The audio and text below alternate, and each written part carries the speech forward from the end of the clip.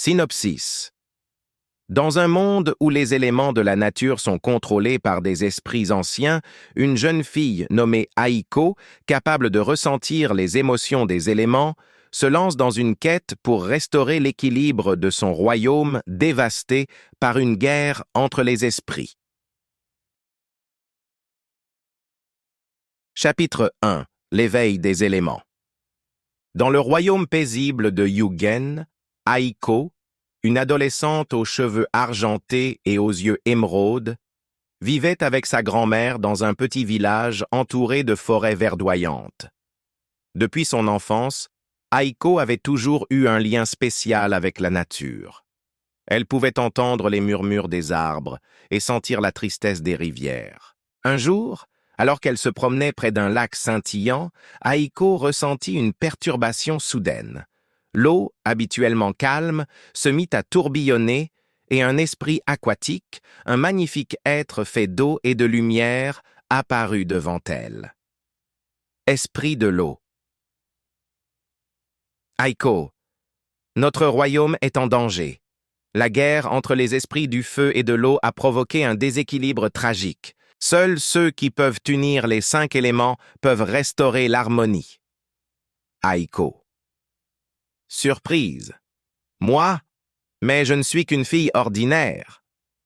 Esprit de l'eau. Non, Aiko. Tu possèdes un don unique. Tu peux ressentir les émotions des éléments. Suis-moi et découvre ton véritable potentiel. Chapitre 2. La quête des élémentaires. Aiko accepta sa mission et se mit en route pour rencontrer les autres esprits élémentaires. Elle voyagea à travers des paysages époustouflants, rencontrant des créatures magiques et des alliés inattendus. Le premier esprit qu'elle rencontra était l'esprit du vent, un être espiègle et libre qui lui enseigna à écouter le souffle des arbres. Ensuite, elle trouva l'esprit de la terre, un sage qui lui montra la force de la stabilité et de la patience. Chaque rencontre était une épreuve, mais Aiko grandissait en force et en confiance. Elle découvrit que chaque esprit avait ses propres blessures émotionnelles causées par la guerre. La confrontation. Après avoir réuni les esprits de l'eau, du vent et de la terre, Aiko se dirigea vers le volcan où résidait l'esprit du feu.